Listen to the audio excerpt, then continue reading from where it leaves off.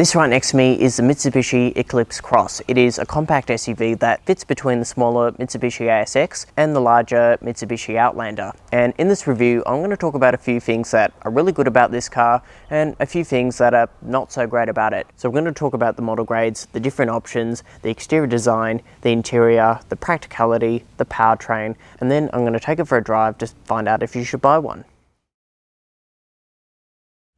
Let's start this video talking about a brief overview about the Eclipse Cross. It is the type of vehicle you are going to compare with the Toyota Corolla Cross and the Nissan Qashqai. And on your screen now, I have listed out all the variants available, including the price range, where it starts and ends. And in this review, we are going to specifically look at this, the mid-spec Aspire plug-in hybrid variant. And on your screen now, I have pulled up the configurator to show you what all of the 7 colors look like. Okay, let's now move on to the design. So this particular example is finished in lightning blue. Now up the front you have a set of LED daytime running lights along with LED headlights, LED fog lights as well. It also has some chrome along here, along with some body cladding down the bottom. And if we move towards the side view of the Eclipse Cross, the Aspire features 18-inch alloy wheels, which are finished in gloss black, complemented by this diamond cut finish. And the wheel itself is surrounded by body cladding on all 4 corners of the wheel arches and body cladding down the bottom. Plug-in hybrid EV badge here to signify that this is the plug-in hybrid variant. And up the top here, you've got some roof rails,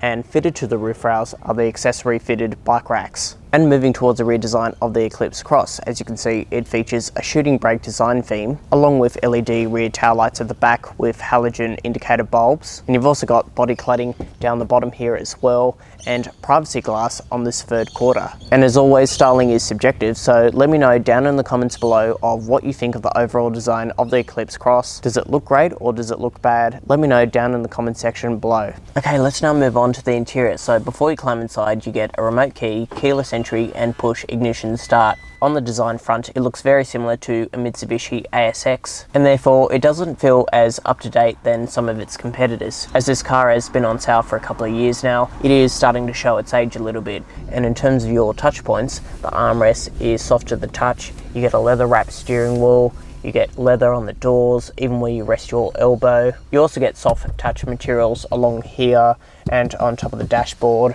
here as well. It does get a bit durable on places you don't normally touch, even on the bottom of the doors, but overall the cabin feels very well built. And to get comfortable, the steering offers both tilt and reach adjustment, and the driver's seat can be electronically controlled, manual adjustment for the passenger seat. However, both front row seats can be heated, and they're finished off in this half suede, half leather material. And if we move on to technology, it all runs off this 8-inch touchscreen display. Now, to operate the system, you can either use the touchscreen or the physical knobs and key shortcut buttons down the bottom, or you can use the key shortcut buttons on the steering wheel for basic operations, and you've also got physical buttons for the dual zone climate control. And moving on to the key features, you have FM, AM and DAB radio, along with USB audio and video, voice control, however no satellite navigation, but you do have the smartphone mirroring for your Google Maps. And you've also got Siri integration, so you have Apple CarPlay and Android Auto, which are both wired. And if we move on to safety and assistance, you get a surround view camera, along with a top-down view so you don't scratch your wheels. There's also front and rear parking sensors and autonomous emergency braking, along with blind spot monitoring on the wing mirrors. And you've also got radar cruise control, along with a lane keeping assistant. And right in front of me is an analog gauge cluster showing basic information towards the center, like fuel consumption, energy flow, all the essentials that you need to see. There is also a dedicated PHEV menu showing energy flow, fuel consumption, and anything to do with the drivetrain. And lastly, moving on to practicality. So we'll start with the glove box. That is a pretty decent size. You've also got 2 small cup holders towards the center, and center storage, it goes down pretty deep. You've also got this little coin slot here, as well as a spot here for a mobile phone, and 2 USB-A charging ports and a 12-volt socket. And on the doors, decent door bin storage that can also fit a litre of water. Let's now move on to the back seats. So these seats can recline backwards and forwards with this lever here, and that's great for taller passengers as it does increase the headroom a little bit more. And when you have the seats fixed in the upright position, that also increases the boot capacity. However, even if they are reclined up, I've still got good headroom knee room and toe room, considering I am a full-size adult, and this front seat is set in my driving position. Now, in terms of other key features, there is a fold-down armrest with 2 small cup holders. You've also got bottle storage on the doors, along with a USB-C and a USB-A port. There's also a single mat pocket. And lastly, for baby seats, there are 2 ISOFIX points on the 2 outboard seats, and right behind me, there are 3 top tether points. Okay, let's now move on to the boot space. So you get a manual tailgate opposed to an automatic tailgate, like what you would get on the top specification, but overall, it is a pretty decent size, 405 litres of boot capacity, and that means you can fit 2 carry-on suitcases, plenty of space for grocery shopping. It is worth mentioning, however, that this does sit slightly high up, so that might matter to you if you have trouble carrying items into the boot, and a little bit of a load lip, but other than that, pretty useful. You've also got 2 storage slots on either side, tie down hooks, a little light on the right hand side, and if you lift this open, that reveals some space for a charging cable, and it's also where you would find the tyre repair kit. And you can also drop the second row with the lever in the back seat, and that expands the space to just over 1100 litres. Let's now move on to the powertrain. So under the bonnet features a naturally aspirated 2.4 litre 4-cylinder engine that produces 94 kilowatts and 199 newton-meters of torque, and all of this is paired to a CVT automatic transmission, along with 2 front electric motors, both in the front and rear,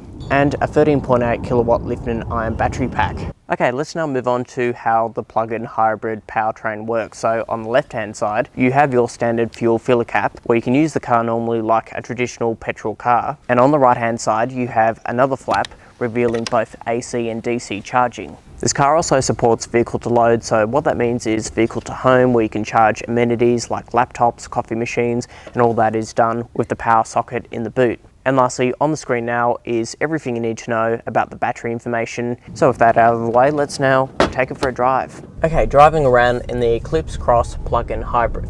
Okay, driving around in the Eclipse Cross plug-in hybrid, what is it like? The driving experience is fairly pleasant for this type of vehicle in this class and at this price point, and the steering is pretty good as well.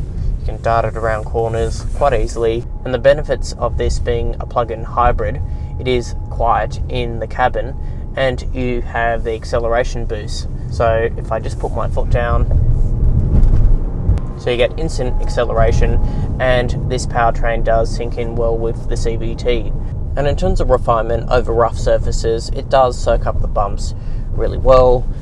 Again, good for the class, and it is heavier than the standard Eclipse Cross. If you do take this out for a test drive and compare it with the normal Eclipse Cross with a normal internal combustion engine, you will find that this is heavier, but I think this rides better than the standard one because heavier cars ride better overall. And the benefits of this being a plug-in hybrid, not only you get the electric range, you get better fuel consumption for long distance journeys, but the cabin overall is very quiet because most of the time around town it's in EV mode.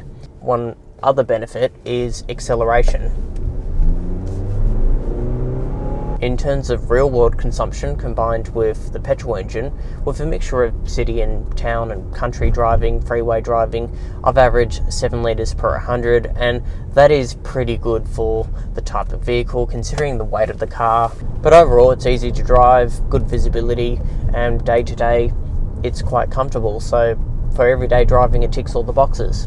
So, what is my final verdict? The Eclipse Cross has been on sale since 2017, and as a result, it doesn't feel as up-to-date inside like what you would find on some of its rivals. But if that doesn't matter to you, this is still a compelling option if you're not quite ready to go full electric, and in this plug-in hybrid form, this Eclipse Cross is very efficient. So I hope you enjoyed the video. Please like and subscribe, hit that bell icon to receive notifications every time I upload a new video, and I will see you in the next film.